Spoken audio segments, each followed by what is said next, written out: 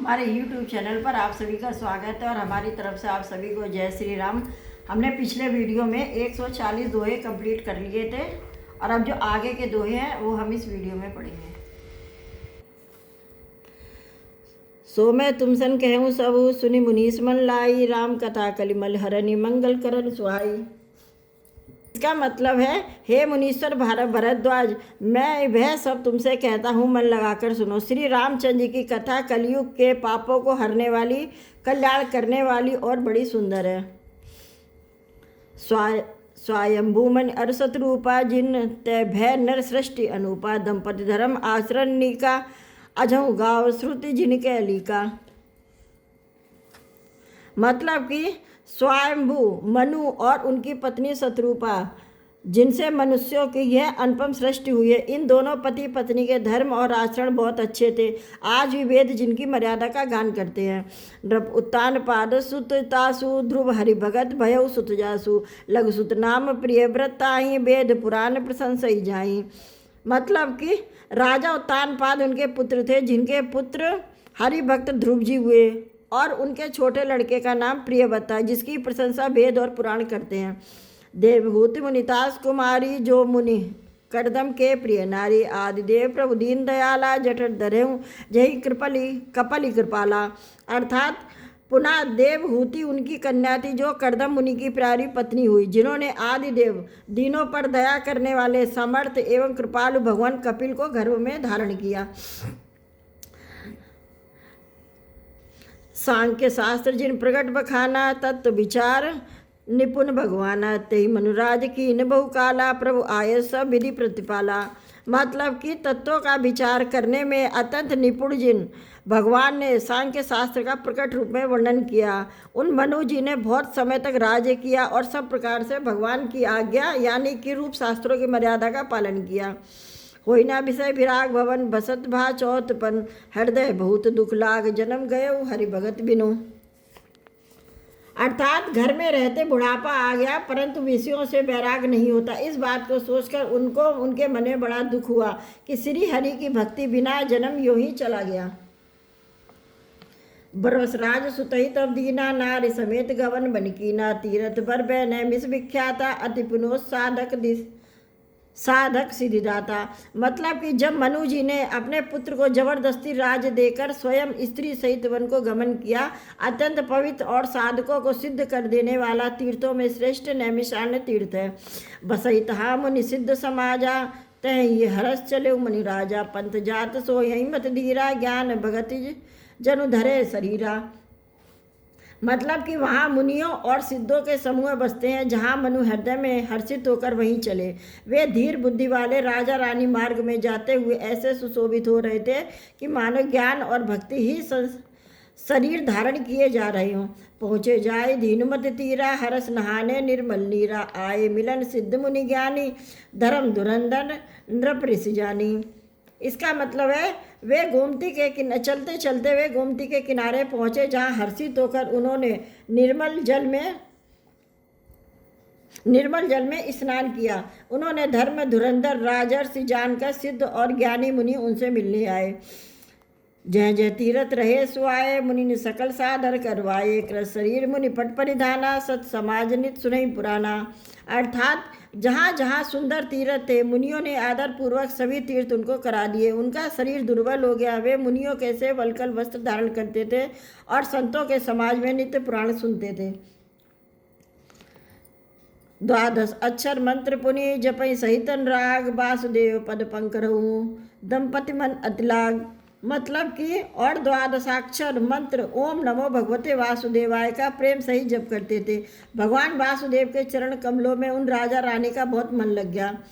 करही आहार साक फल कंदा, सुमेरी ब्रह्मा सच्चिदानंदा। पुनि हरि हेतु करण तप लागे, बारी आधार मूल फल त्यागे। वे साग फल और कंद का आहार करते थे और सच्चिदानंद ब्रह्मा का स्मरण करते थे। फिर वे श्री हरि के लिए तपस्या करने लगे। आस निरंतर हो ये देखे नयन परम प्रभु सोई, अगुण अखंड अनंत अनादि जय चिंतई परमारथ बादी। अर्थात हृदय में निरंतर यही अभिलाषा हुआ करती है कि हम उन प्रभु को अपनी आंखों से कैसे देखें जो निर्गुण, अखंड, अनंत और अनादि हैं और परमार्थवादी ब्रह्म ज्ञानी तत्ववेत्ता लोग जिनका चिंतन किया करते हैं। नेति नेति जहि वेद निरूपा निजानंद निरापदि अनुपा शंभु बिरिच विष्णु भगवाना उपजई जासु अंश ते नाना। इसका मतलब है जिन्हें वेद नेति नेति यह भी नहीं कहकर निरूपण करते हैं, जो आनंद स्वरूप, उपाधि रहित और अनुपम है, एवं जिनके अंश से अनेकों शिव, ब्रह्मा और विष्णु भगवान प्रकट होते हैं।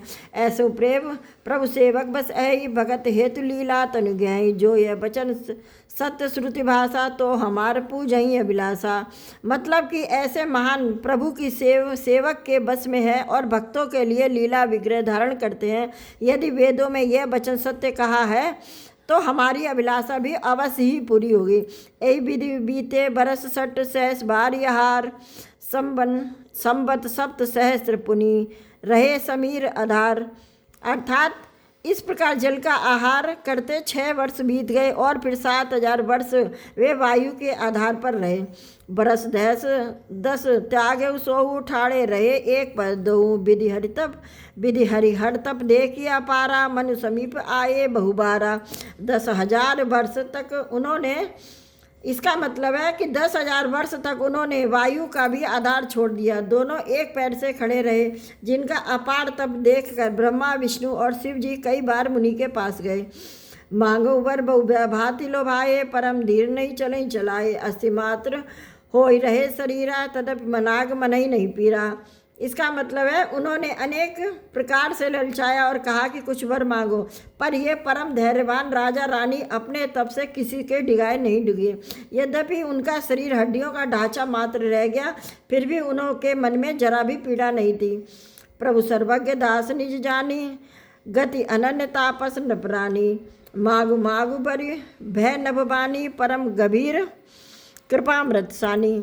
इसका मतलब है सर्वज्ञ प्रभु ने अनन्य गति आश्रय वाले तपस्वी राजा रानी को निजदास जाना। तब परम गंभीर और कृपा रूपी अमृत से सनी हुई यह आकाशवाणी हुई कि वर मांगो।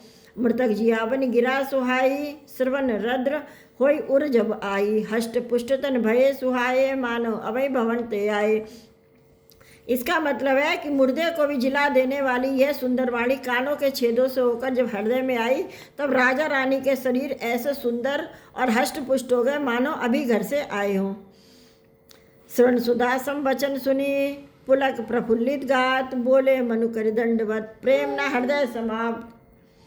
यानी कि कानों में अमृत के समान लगने वाले वचन सुनते ही उनका शरीर पुलकित और प्रफुल्लित हो गया। जब मनु जी दंडवत करके बोले कि प्रेम हृदय में समाता न था। सुन सेवक सर तरु सुरधेनु विधि हरिहर बंदित पदरेनु। सेवत सुलभ सकल सुखदायक प्रतिपाल सरचर नायक। मतलब कि हे प्रभु सुनिए, आप सेवकों के लिए कल्प वृक्ष और कामधेनु, आपका चरण रज की ब्रह्मा, विष्णु और शिव जी भी वंदना करते हैं। आप सेवा करने में सुलभ है तथा सब सुखों को देने वाले हैं। आप शरणागत के रक्षक और जड़ चेतन के स्वामी हैं। जो अनाथ हित हम पर नेहु तो प्रसन्न हो यह वर देहु। जो स्वरूप विष बस सब मन माही जही कारण मुनि जतन कराई। मतलब कि हे अनाथों का कल्याण करने वाले, यदि हम लोगों पर आपका स्नेह है तो प्रसन्न होकर यह वर दीजिए कि जो आपका स्वरूप शिव जी में बसता है और जिसकी प्राप्ति के लिए मुनि लोग यत्न करते हैं। जो भुसुंडी मन मानस हंसा सगुन अगुण जय निगम प्रशंसा। देखे हम स्वरूप परिलोचन कृपा करो प्रंतारित मोचन। मतलब कि जो काक भुसुंडी के मन रूपी मान सरोवर में विहार करने वाला हंस है, सगुण और निर्गुण कहकर वेद जिसकी प्रशंसा करते हैं, वे शरणागत के दुख मिटाने वाले प्रभु ऐसी कृपा कीजिए कि उसी रूप को नेत्र भरकर देखे। दंपति बचन परम प्रिय लागे मृदुल विनीत प्रेम रस पागे। भगत बचल प्रभु कृपा निधाना विश्ववास प्रगटे भगवाना। मतलब कि राजा रानी के कोमल विनय युक्त और प्रेम रस में पगे हुए वचन भगवान को बहुत ही प्रिय लगने लगे। भगत वत्सल और कृपा निधान संपूर्ण विश्व के निवास स्थान या समस्त विश्व में व्यापक सर्वसमर्थ भगवान प्रकट हो गए। नील सरोरुए नीलमणि नील नीरधर श्याम, लाजहि तन शोभा निरखी कोटि कोटि सत्काम। मतलब कि भगवान के नीले कमल, नीलमणि और नीले जलयुक्त मेघ के समान कोमल प्रकाश में और सरस श्याम वर्णचिन्हमय शरीर की शोभा को देखकर करोड़ों कामदेव भी लजा जाते थे। शरदमयंक बदन छवि शिवा, चारु कपोल चिबुक दर ग्रीवा, अधर अरुण दर रद सुंदर नासा, विदुकर निकर विनिंदिक हासा। मतलब कि उनका मुख शरद पूर्णिमा के चंद्रमा के समान छब की सीमा स्वरूप था। गाल और ठोड़ी बहुत सुंदर थे, गला शंख के समान लाल था, लाल होठ, दांत और नाक अत्यंत सुंदर थे। हंसी चंद्रमा की किरणवली को नीचा दिखाने वाली थी। नव अंबुज अम्बक छविनी की, चितवन ललित भावती जी की, ब्रकट मनोज चाप छविहारी, तिलक ललाट पटल दुतिकारी। मतलब कि नेत्रों की छवि नए खिले हुए कमल के समान बड़ी सुंदर थी। मनोहर चितवन जी को बहुत प्यारी लगती थी।